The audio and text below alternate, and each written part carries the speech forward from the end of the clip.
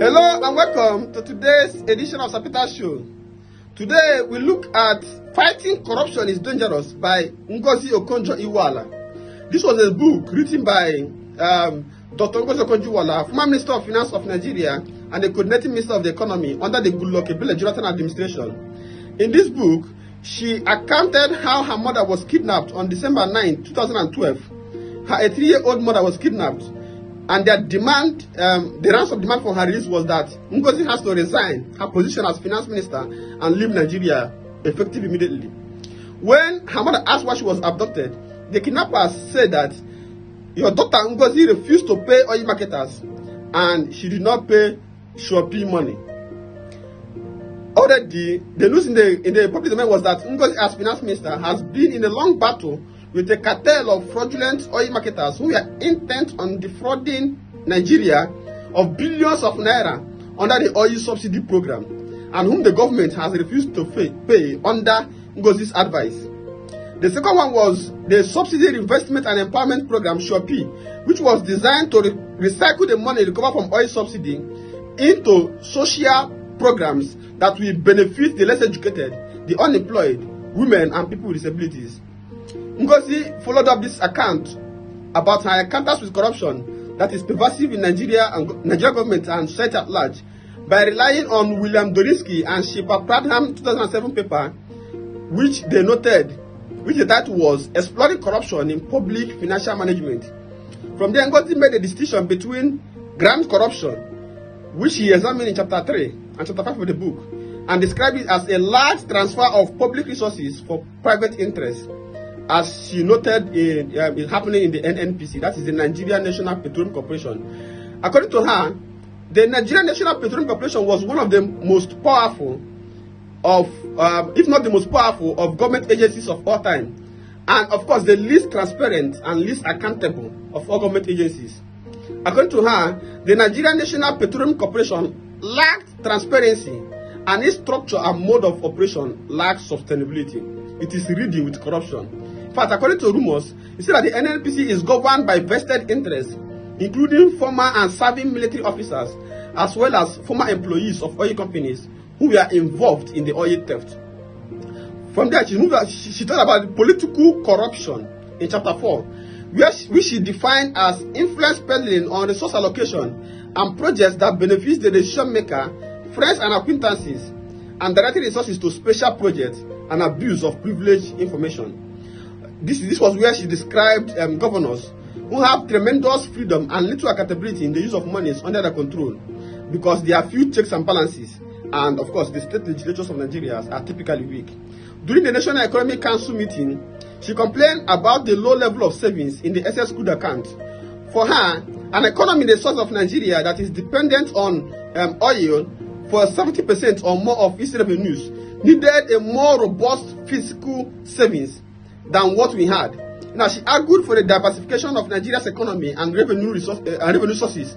In fact, she maintained that since oil prices have recovered from 2008 lows and we are around $86 per barrel in 2011, that we should save more as a country.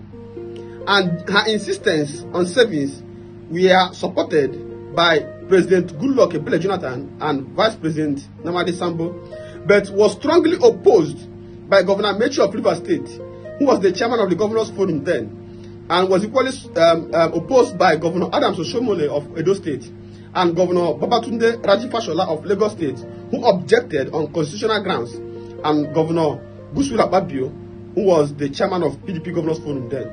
But Governor Peter Obi of Anambra State supported her and argued for savings, but his voice and voice of others were drowned out, and the National Economic Council session became unpleasant and cantankerous whenever the topic of savings arose. From there, Ngozi moved on to talk about administrative corruption in chapter 6, which she called as, which she described as the misappropriation and misuse of public funds, which include fraud, waste, and abuse of public funds. It was in that chapter that she elaborated on public service scams, ghost worker syndrome, ghost pensioners, and some embezzlers of public funds who claim to be reformers. In her final reflections, she noted that telling her story was risky but not telling it is also dangerous. She said that being silent would have allowed some vested interests, the same corrupt people, to distort events, twist factual accounts, and hide behind lies, half-truths to protect themselves and harm others. So their currency is propaganda and fake news, she said, and this must be challenged by transparency, as she did in her book. For her, fighting corruption is also an issue of personal responsibility. She believed that the fight against corruption must start with individuals who choose to take responsibility. According to her, that her years of development experience, both from the World Bank and working as minister, has shown her that regardless of the instruments such as incentives and disincentives that are available to reformers or to those who fight corruption, that corruption cannot be fought successfully from the outside or by outsiders. Outsiders can only assist. Corruption must be fought by insiders and from the inside. Furthermore, she argued that the key attribute in anti-corruption fight is integrity. Personal integrity is essential in the fight against corruption. And for him, integrity means thinking about the principles of engagement and communicating your values to those people around you, those who work with you. Since you cannot control everything, your team needs to know that you will not engage in corrupt acts, whether big or small, and you expect the same from them, and so you must walk the talk. In the same vein, she argued that in countries with weak institutions like Nigeria, support from the president is vital in the fight against corruption. But even though it is vital and a necessary element, it is not a sufficient condition in the fight against corruption. For you to fight corruption successfully, you need the coalition of teams. But if the president is against action, or if the president is corrupt himself, then little or nothing can be done within the framework of the government, because even the production and analysis of objective evidence can be successfully blocked by the president. Again, she argued that in fighting corruption, sharing the results of reforms include system built, processes put in place, amount of money saved and recovered, and the ways these funds have been deployed and used, the people prosecuted and jailed, is critical. Sharing information about these things is critical to building public trust and support from the public. For if you hesitate to communicate and share progress made in the fight against corruption, then you will lose the story and the audience, and of course the impact, to the hands of political charlatans who will twist the story. Finally, she noted that fighting corruption is indeed dangerous and risky, but it can be done. It requires integrity, courage, determination, and relentless focus on results.